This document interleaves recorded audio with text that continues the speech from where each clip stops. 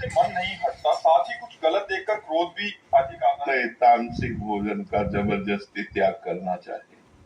मन भले चला जाए तो हम उसको खाएं ना, नहीं तो फिर भक्ति एक नाटक बनकर रह जाएगा। आप जैसे मांस खाओ, अंडा खाओ, प्याज लहसुन पाओ, गंदा भोजन, तो ये फिर वो भक्ति नाटक रह जाएगी। भक्ति में थोड़ा भी व्यसन, थोड़ा भी गलत भोजन हमारी बुद्धि को भ्रष्ट कर देगा, चकरा देगा, भगवान की तरफ नहीं लगने देगा। तो ये जो लोग ऐसा मलिन आहार करते हैं तो फिर शुद्ध विचार आ ही नहीं सकते। शुद्ध विचार, शुद्ध भाव। अब जैसे हमसे आप बात ना करो तो बात कर रहे हो, हम अपने आनंद को छोड़कर आपसे बात कर रहे हैं। अब हम जब सुबह अपने भाव में होते हैं, हमको आकर के बातचीत करनी पड़ती है। अब कोई आसमान की बात करता है, कोई धरती की बात करता है, कोई प्रपंच की बात करता है, कोई अध्यात्म की बात करता है। एकदम हमको उतरना पड़ता है। तो जब अगर हम सात्विक आहार करते हैं, सतो भाव से रहते हैं, पवित्र भाव से रहते हैं, एक सेकंड में डूब जाओ।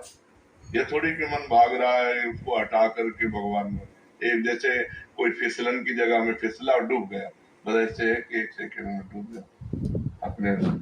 तो अगर तमोगुणी भोजन करोगे तो फिर डूब ना जाओगे। तमोगुण का त्याग करके, रजोगुण का त्याग करके, फिर सतोगुण में स्थित, फिर सतोगुण का त्याग करके गुणातीत होना है। अच्छा, दूसरों के सुख के भाव को यदि हम अपने हृदय में नहीं धारण करेंगे तो हमारी भक्ति का मतलब क्या रहा? हमको तो एक चींटी को भी सुख पहुंचाने की सोचना है। तो जो जैसे तामसिक भोजन में मांस आदि भी आता है, तो जैसे लोग मांस खाते हैं तो इनकी पता नहीं कैसी वृत्ति है कि दूसरे के मांस का भक्षण कैसे किया जा सकता है। मतलब हमारी तो सोच ही काम नहीं करती। अब अंडा के अंदर कितनी घृणित वस्तु भरी हुई है, आप देखो ना, कितनी घृणित वस्तु।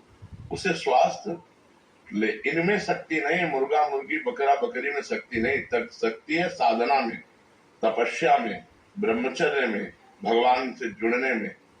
आप जुड़ करके तो देखो, ये गंदे भोजन छोड़ो। जो मांस मछली आदि है, काफी सारे जने बहुत सारी मात्रा में ऐसे होंगे कि जो भगवान का भजन भी, मतलब मंदिर भी जाएंगे और तामसिक भोजन का भी आनंद। बिल्कुल नहीं, बिल्कुल मतलब इसे कुछ मंगलवार को हनुमान जी के जाएंगे, मतलब इसे कुछ नहीं होने वाला। सबसे पहली बात है हमारे आहार शुद्धि, मन शुद्धि।